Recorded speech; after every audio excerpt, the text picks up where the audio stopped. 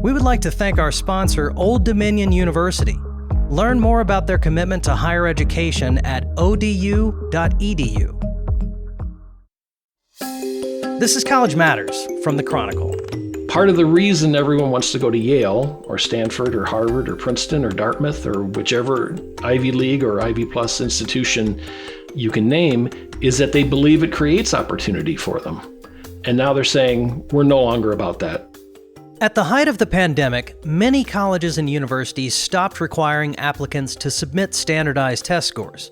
The so-called test-optional movement took hold, and the outsized role of the SAT and ACT in admissions was challenged as never before.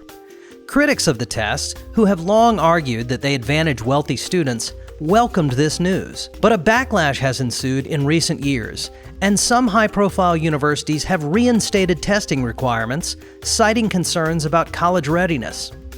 Now, the return to testing movement is getting traction in what might seem an unlikely place, the University of California system. What's driving this push to reinstate testing requirements? And how do testing skeptics feel about the shifting national mood?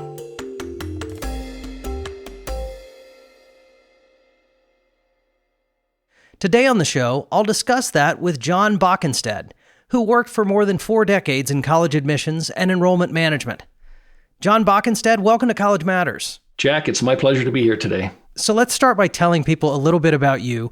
You worked in admissions and enrollment management for decades, going back to the 1980s. Up until last year, you were vice provost of enrollment management at Oregon State University. So you're in your elder statesman phase now, let's say. And that's why I want to bring you here to talk about this. I would describe you, I think, as sort of a loyal skeptic of standardized testing, at least how it's commonly used in admissions now at the college level. I know there are nuances to this debate, but what's your biggest problem with colleges requiring the SAT or the ACT? A lot of people describe me as a skeptic about a lot of things, not just about standardized testing. And I would say I don't have a problem with colleges using the SAT or any admissions criteria, as long as they are comfortable saying that it's a good measure of something important and that it actually fits in with their stated missions and goals and objectives as an institution of higher education in the U.S. And I think my concern about the SAT in general is that it frequently is an inappropriate tool to measure anything other than race, ethnicity, parental attainment, and income. And it doesn't always line up with the goals of the colleges and the universities who advocate for it and who require it in the admissions process. What is happening in the zeitgeist right now, John? There is a move at the University of California, of all places, to revisit this question. They are on probably the more extreme end of things by being test blind. They won't even look at a test. They don't want to see it. Right. There are other places that are test optional, and then there are some institutions that require it. But I sense that there's something happening in the cultural conversation right now where people are saying, you know, it's really time to look back at bringing this thing back. No less a liberal luminary than the New York Times editorial board is saying the University of California should reinstate the test. What's happening right now? Well, I think there are people that are big fans of the SAT, and you don't have to think too much about this other than to go back in time and to think about places like, I'll make up an institution, Northeast South Dakota State University, right, decides to go test optional. That should be an admissions decision and a policy that the institution makes, having considered its mission, having considered how effective the test is and the evaluation of students, having looked at how much it does or does not influence things like retention or academic performance. And you will see outrage from people who have no connection to that university, who don't know anything about it, but are loyal to the test in and of itself. And those people seem to think, at least my perception is, that the SAT is some sort of perfect, standardized government examination that really has a great deal of influence on how well students do in college and how well they turn out in life. And in fact, we know, if you do the research, that at the individual student level, the SAT doesn't really do much of that at all. It does work for large groups of students, and it does carry some strong correlation with academic performance in high school. But in and of itself, it's not a very robust and not a very valuable test. People have known this for a long time. In the 1960s, there was a memo from the Institutional Research Office at Yale University that said the best thing the SAT does is limit the amount of financial aid that we need to spend on the incoming freshman class. Because you're going to admit wealthier students. You're going to admit wealthier students and students who need less financial aid, right? I want to get to this question of the predictive power of the SAT in a minute, because I do think that one of the reasons that the University of California is looking at this again is because faculty there have said students are coming in with big learning deficits in math and reading, and we don't know what to do about it, but we think bringing back the SAT might help in terms of us making sure people are ready for the rigors of college. Let's put a pin in that, though, first, John, because I want to learn a little bit more about your journey on this question. So this is a polarizing topic. Supporters will say it's necessary to have a common standard for evaluating students across these disparate states and school districts. Detractors will say some of the things we've already talked about, which is that this is a test that favors wealthy people. Tell me about your own journey on this front. Did you always have a problem with some of the trade-offs of required testing, or did your position evolve over time on this? What influenced you? I was always one of those students in high school and even in elementary school who had really high test scores. I mean, I don't think I've ever taken a standardized test where I scored below the 95th percentile. But I was a pretty mediocre student. You know, the teachers would say, well, John's smart, but he's lazy. And I never felt either of those things, really, right? The assessment that I was smart was based on the Iowa Test of Basic Skills. I grew up in Iowa. And so that was a big part of the academic year. And I, like a lot of people who did well in those tests, said, you know, they probably measure something about how intelligent you are, or they measure some sort of skill. I mean, any test measures some sort of skill. And, you know, I used them throughout the early stages of my admissions career at several colleges. And then I was at DePaul in about, I'm guessing it was 2008. And one of my colleagues came in and said, I just talked to the counselor at, and I won't say the name of the school, but it's a city of Chicago public school, who said we shouldn't have denied this student. And I was sort of full of myself and said, well, that's fine, but the counselor doesn't make our admissions decisions.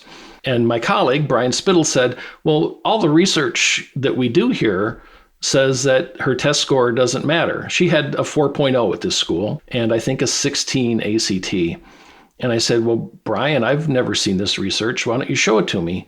And so he showed me that the students from these City of Chicago public schools where they offered the IB, the International Baccalaureate, and the students had good grades, those students actually graduated at a higher rate than students from suburban schools with a 3.5 and, you know, average test scores, or even above average test scores. Graduated from college at a higher rate, you mean? Yes, they graduated from DePaul at a higher rate when I was there.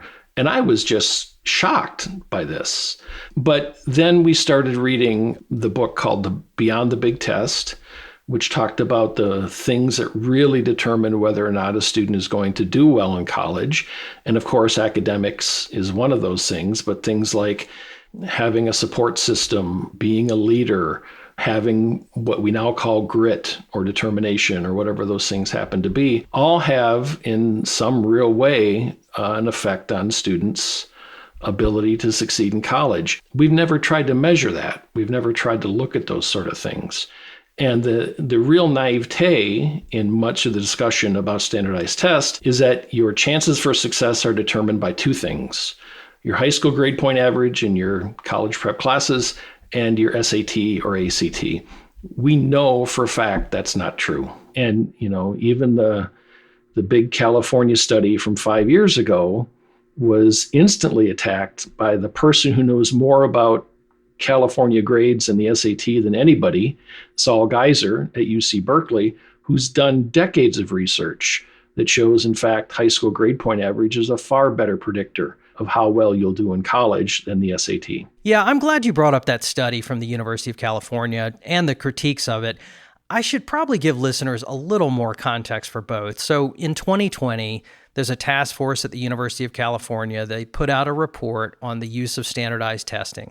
And their findings about the SAT's predictive powers were really striking. So they found that standardized tests were better predictors of first-year GPA at UC than high school grades, and about as good at predicting first-year retention, undergrad GPA, and graduation. So this challenged some conventional wisdom that was out there. And John, as you mentioned, this finding was very much criticized by a Berkeley researcher named Saul Geiser. And he's a recognized expert in this area. And the big problem that Geiser had was that the task force analysis didn't really account for student demographics like family income or parental education. And those things are strongly correlated with test scores. And Geiser's argument was, if you leave these variables out, you're going to artificially inflate the test's predictive value. So that's the context. But let's talk at a bit higher level, John. There are a ton of studies out there, but a lot of people at UC are saying, hey, if you care about college readiness, the SAT is a valuable tool. Are they wrong about that? No, well, I don't think it's wrong. I think everybody who knows anything about the SAT has to acknowledge there are certain academic elements in it that the test does measure. They just happen to correlate really strongly with high school GPA. But the interesting thing about that study, for me at least, was that those faculty doing that research in the UC system were making claims that not even the test creators were making, which surprised me a lot because you know, and I know, if companies have data and research that says their product is actually better than the high school GPA, that's going to be front and center in every promotional piece that they do. Since then, I know the College Board has come out with a few studies that actually do suggest that. But for the most part, every study going back to time immemorial says that the high school GPA is a better predictor once you look at all the variables in the system than any other factor. I mean, it has always been number one. And to my mind, it still is number one. Yeah, there are so many studies out there, and some agree and some disagree. But let's focus a little bit on where there is agreement. So the College Board, which administers the SAT, publishes data about estimated median family income and SAT scores. And their own data show that if you have a higher family income, you tend to have a higher score on this test.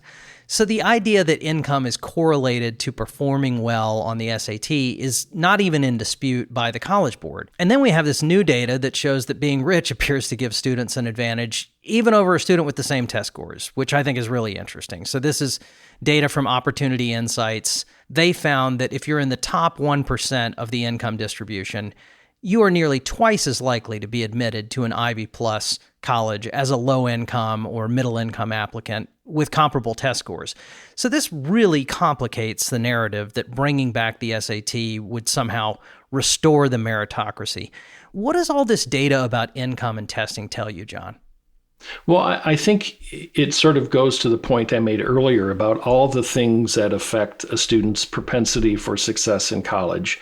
And, you know, if you look at someone who's wealthy, who looks almost identical academically and on test scores to someone who's less wealthy, what we probably can surmise in general, not in specific, is that the wealthier student has an easier time and doesn't have to work while they're in college, which could theoretically free up time for study. It's more than likely, just given the trends and the patterns in the data in the United States, that student's parents have college degrees. And so they are probably more familiar with the system, how things work, the availability of tutoring services or whatever it may happen to be. Those students understand, because of their background and their exposure, the way college operates. And I believe those sort of things clearly contribute to the chances of success for any student. Do you leave that saying, what this test is really measuring is who was born on third base, and that's not how colleges ought to be deciding who to admit? Well, I think there's a little bit of that. I mean, if you look at someone who's had every opportunity in life, many of our public schools are funded by property taxes. And so wealthier neighborhoods have more opportunities to fund more opportunities for their students. In high schools, students who go to private schools are placed into an environment where they're working with people who understand that you're really preparing for college in your freshman composition class. Mm-hmm. You're put around people who know the ins and outs of the college admission system, who can go to conferences where the people who read the letters of recommendation tell the counselors how to write better letters of recommendation. So, I think in some sense, the opportunity and the social capital, if you want to use that term, are the things that really drive to a great extent how much a student is likely to succeed in college. And yet, of course, there are outliers in both directions. Right. There are famously wealthy people who don't take advantage of educational opportunities, maybe because they don't need to. And there are students from horribly impoverished backgrounds, the cliche of the student who is homeless, who gets admitted to one of the Ivy League institutions, who make the best of a horrible situation. Mm-hmm. Those are things that get a lot of attention, but they're not the norm. They're not the big fat part of the distribution in the middle of the bell curve. Yeah. I think I should set a little context here, John. So if you were to pick up, well, nobody picks up a newspaper, but if you were to go to a newspaper's website today, you might get the impression that a lot of colleges during the pandemic got rid of requiring tests for admissions, and now they've seen the error of their ways, and they're coming back in force to say, now we need this again. It's certainly true that the Ivy League colleges have all gone back to requiring the SAT. But if you really look at the data, which we did, my colleague Jacqueline Elias helped pull some of this together, there's about 8% of the most selective colleges in the country require the test. So that's still, the lion's share by a huge majority are not requiring. Right. Are test optional or some version of that. Now, it is true that it was previously the default position that everyone required it, but I think it's a huge misnomer to say that now, we see this mad rush going back. Do you think that misperception exists out there? Oh, I think if you talk to the average person, they would believe that most colleges are going back to the SAT or ACT as an admissions requirement. Mm-hmm. And I don't know what the cultural phenomenon is that suggests, that that's a natural occurrence. But obviously, the old thing that journalists used to say is that no planes crashing in Des Moines today doesn't make the headlines, right? It's right. The things that are different that get a lot of attention. And in fact, these are the places that have way fewer slots than they have applicants and feel they need to ration their slots most effectively.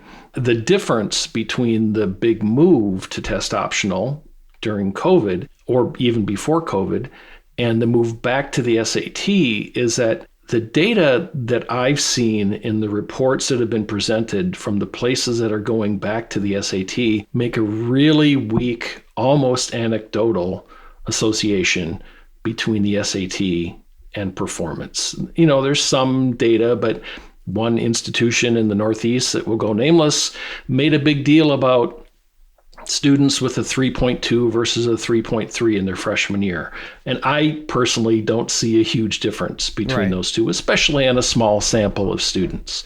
Whereas the preponderance of data that led up to both pre-COVID and post-COVID decisions about admissions criteria all suggested the SAT was a pretty weak indicator of student success in anything beyond sometimes the freshman year. Yeah. And I should clarify that the data that I cited about the percent of test optional, this is 2024 is the latest information we have. There could have been some fluctuations since then, but I doubt anything as dramatic as the public seems to think. Yeah, I would agree with that. And again, I don't know why that is, but people get obsessed with the outliers and the things that they hear on the news. And it is news that Columbia, after saying we're permanently test optional, is now going back to requiring the SAT, right? That's a thing. Do you think that people of good faith think that they are, by doing this, fixing some problem that they've identified? You mentioned that you thought that there's a lot of anecdotal justification for bringing these things back, but you don't have to talk to many faculty members, John, to hear people say, wow, I really am having trouble with students doing assigned reading, being able to handle concepts of math that I've taught for 30 years that now they can't. Sure. Learning loss during COVID, I think, has been studied and is thought to be real. Do you not think that something's going on here?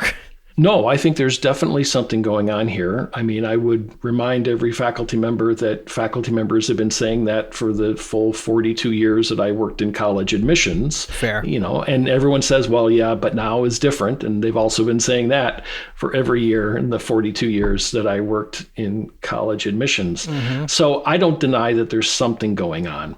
But the UC movement in particular, which I'll focus on, really draws no correlation between the elimination of test scores as an admissions requirement and the status of the students who are enrolled. One clearly follows the other.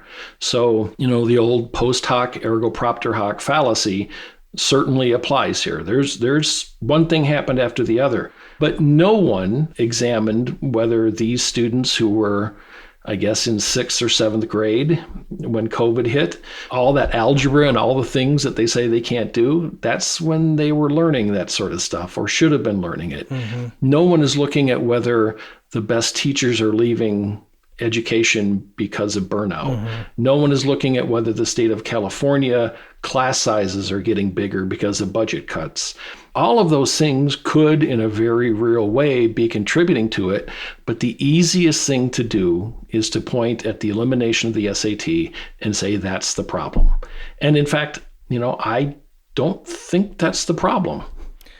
I am curious. There is a bit of a value conversation going on not far below the surface of what's happening at the University of California. This is a public institution. Sure. It's a highly respected public institution that has, on many campuses, highly selective admissions. But a cynical person could look at this and say the faculty simply don't want to be bothered with students that require more work from them. Right. That's kind of an extreme version of this, but do you have any misgivings about the idea that faculty are saying, we just don't want to deal with these students who require a little more effort from us than we used to put in? Well, I think, it's incumbent upon any group of faculty to teach the students who come in. And it's also obviously their right to say we wish we had better students for whom calculus or finding subject-verb agreement or whatever it happens to be in first-year classes comes easier to them. Again, I don't know that the SAT is the thing you use to identify that, because in all probability, the vast majority of students who are being admitted to the UC system today would probably have high test scores if they were required. So that would be the first place I'd look. Show us your test scores and let's figure out if in fact it is the lack of 600 or a 700 on the math section that is determining your inability to get through freshman calculus. Stick around. We'll be back in a minute.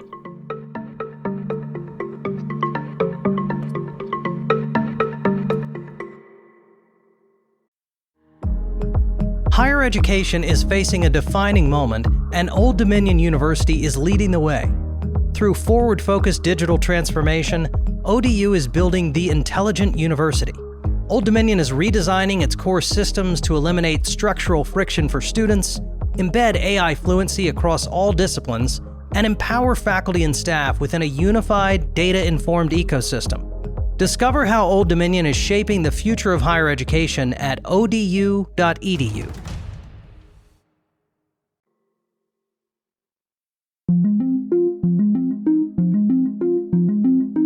I'm going to argue with myself, John. Sure, I do that all the time. The flip side of what I just said about maybe faculty just don't want to deal with students that, are a little bit tougher to instruct. The flip side of that is that we need a certain number of super rigorous, highly selective institutions in this country. You talk about a Harvard, a Stanford, places that admit about 3 to 4% of their students. Now, a critic would say this is all about money and ego, that these systems just guarantee rich people in, rich people out. They perpetuate privilege. You've heard these arguments. A defender of hyper-selectivity would say, wait a minute, This is more like the Navy SEALs or Top Gun, that the country has a vested interest in identifying the next generation of astonishingly bright people and putting them all in one place and showering them with resources. And this is how we're going to get flying cars and cure cancer, and everybody wants that. And yes, there are some total frauds in that mix that get in because of money or because their dad was an alumnus. But it's also what's going to produce Nobel Prize winners, and everybody needs that. Do you see any societal benefit in having a handful of universities in this country that reject almost everyone? Well, let me give you a kind of an angular response to that, I think. If you look at political pressure today, I think some of the compacts that these highly rejective institutions are signing indicate that they have to use a standardized admissions test. These are agreements with the Trump administration who's put pressure on a lot of these highly selective institutions. Yes. And in response to that, some of these institutions, I can think of 3 in particular, have changed their mission statement. And this is a dramatic oversimplification, so forgive me. They're saying we're no longer about social responsibility or a commitment to society or ensuring that the best and the brightest get educated. We're strictly and primarily about the creation and transmission of knowledge and information. That, to me, speaks much more about these institutions than does their requirement of the SAT. It really says that what they're doing is sort of abandoning any sort of sense of obligation to the society they find themselves in. And we're really just going for the students who've had all the advantages in life. And if they, as private institutions, want to do that, I suppose that's their right. It comes as close to offending me as anything can possibly come. Why does it offend you so much? These are institutions that have benefited tremendously from being a part of an educational system that has encouraged and made it possible for low-income students to go to college via federal Pell Grants and loans and work-study programs and other sorts of things. And now they're sort of turning their backs on the system that has made them the highly rejective institutions that they are. Part of the reason everyone wants to go to Yale or Stanford or Harvard or Princeton or Dartmouth or whichever Ivy League or Ivy Plus institution you can name is that they believe it creates opportunity for them. And now they're saying, we're no longer about that. Sorry, you poor kid from the south side of Chicago. We have someone at Andover who is much more like the students who have always done well here. I'm a little frustrated by it. I'm not offended, but I'm frustrated by it. And, we haven't talked a lot about race, John, but I think that it's unavoidable in this conversation. So right. If you look at the information that's out there about how people of different races and ethnicities perform on the SAT, Asian students do best of all. White students outperform Black and Latino students. Interestingly, and this is from the College Board itself, only 1% of Black students score at the highest levels of the SAT, between 1,400 and 1,600. So I know we're in a sort of post-DEI environment where that's a dirty word and colleges don't want to do anything to seem to put their thumb on the scale as it relates to race, both because of law and because of politics. But to what extent should our knowledge of disparities across race and ethnicity on this test affect the way colleges view the utility of it in admissions decisions? Well, when people point out those disparities and they say, for instance, the highest scorers are Asian, followed by white students, followed by Hispanic students, followed by African American students, followed by Native American students. I like to remind them that in the US, parental income varies in that exact same order. And so Asian families have the highest income, followed by white, followed by Hispanic, followed by African American, followed by Native American. And so in some sense, the test really is a reflection of all the sort of things that go into income and opportunity in this country. And I know there are people that say, well, don't blame the test for telling us what we know about society. But in fact, the College Board several years ago published a study on what they call discrepant scores. And I did a blog post on this on my blog several years ago. It shows that the people who have higher grade points and test scores tend to be overwhelmingly African American, Latino, that the students who have lower grade points and higher SAT scores tend to be white and Asian males. And so if you're going to weight that test more heavily, you are saying we are putting a factor into the admissions mix that favors those groups of students over the ones who are disadvantaged by it. That's the problem for me. And unless colleges and universities are extraordinarily aware of that as they do their evaluation, which is now also sort of a thing you don't want to do because the Justice Department might look at that, you're just going to select students who have always had the most advantage in life. I think somebody who would look at the SAT as a way of determining merit, broadly speaking, would say, John, I appreciate everything you've just said, but people come from all different types of school districts, all different levels of preparation, all different types of income. What greater balancing test could we possibly have than to give them all the exact same test? So I would agree with that as an overarching concept in theory. The problem is that in 38,000 high schools in the U.S., we have God knows how many, 30,000 different types of curriculum. We have different missions, different values. We have different populations that are served. We have high schools that do different things based on the community in which they are located.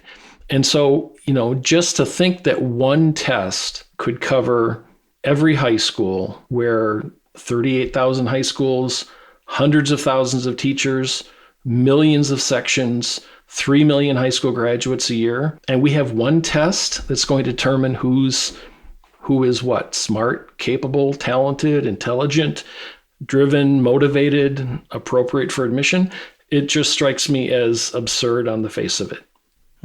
If you want to give someone a test, great. Think about the driver's test that the DMV in your state does. Everybody has the book. Everybody knows the same rules. And if you take the test, you probably have some reasonable chance of being a good driver. If you put someone into the test without giving them the information that they need to pass, I'm guessing their chances of succeeding drop pretty dramatically. And you're saying that not all students have all equal access to that information because a wealthy student, for example, might get a lot of test prep, whereas a student who's not might not. Is that what you're saying? Well, not only that, but the curriculum at a college prep school is designed for one thing, to make you ready for college. The curriculum at a large public high school with 1,000 students per class is designed to meet the needs of a lot of different students, not just the ones who are going to college.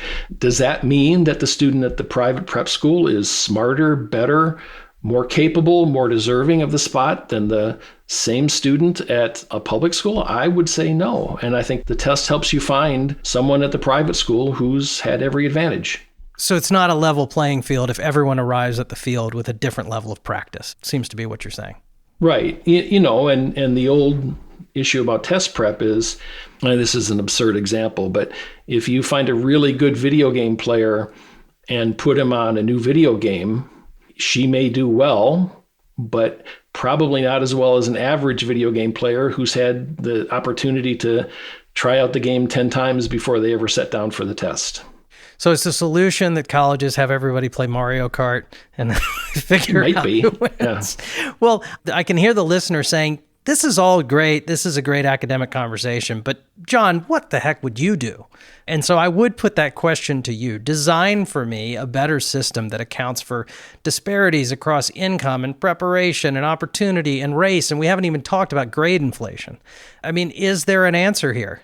Yeah, so I think the better system would entail common course objectives and outcomes across all high schools, or at least the opportunity for those high schools to participate in that program.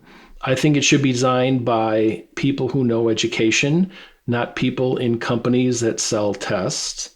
I think everybody should have the same opportunity to learn the things that are going to be required on the test. I think there should be better preparation for the test. I think it should be made available to anybody who wants it. And I think, just like in some countries, the test could take on greater importance if, in fact, everybody was playing from a common starting place. I don't think they are right now.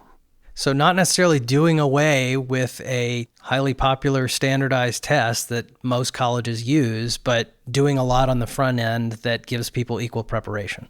I've said for 30 years, I would love to have a test that was accurate and that measured something across all students and all populations. If we could somehow zero in on that test, I think it would be the greatest thing since sliced bread, and I think it would go a long way toward rectifying challenges that we have with access and opportunity in this country. Well, I expect a lot of people would welcome that, John. Thanks so much for coming here and sharing your views. My pleasure. Thanks for having me. In response to issues raised in this episode, the College Board provided the Chronicle with a statement. It said, quote, "The evidence on the SAT's predictive power is clear and substantial." The statement acknowledged that wealthier families could gain advantage through test preparation, but cited the College Board's offerings of free resources to all students, including Khan Academy lessons and practice tests. The UC system, the statement said, is best positioned to determine what serves its students' mission and institutional goals, and we respect that it is their decision to make.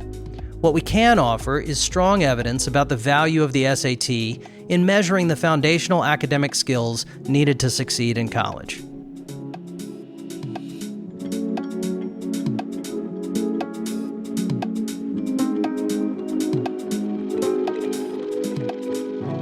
College Matters from the Chronicle is a production of the Chronicle of Higher Education, the nation's leading independent newsroom covering colleges. If you like the show, please leave us a review or invite a friend to listen.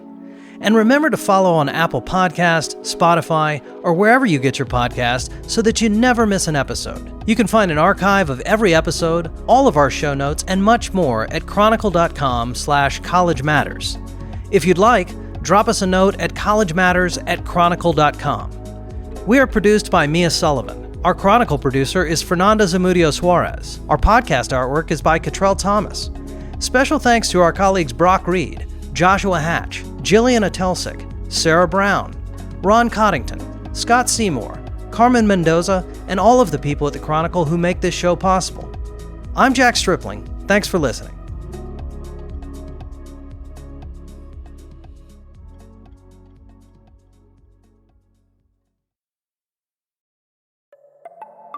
There's another show I want to tell you about. It's called Learning Curve, and it's for anyone grappling with one of the biggest questions in education right now. What does it even mean to teach and learn when AI can do so much of the work for us? Learning Curve is hosted by my colleague Jeff Young, who also writes the Chronicle's new Jagged Intelligence newsletter about AI on campus. If you listen to Learning Curve, you'll hear from some memorable characters. A college student who demanded her money back after she caught her professor using AI, and a former university president who is trying to redesign college for an AI era. The show is full of insights to help cut through the hype and the fear around artificial intelligence. Check out Learning Curve wherever you get your podcasts. We would like to thank our sponsor, Old Dominion University. Learn more about their commitment to higher education at odu.edu.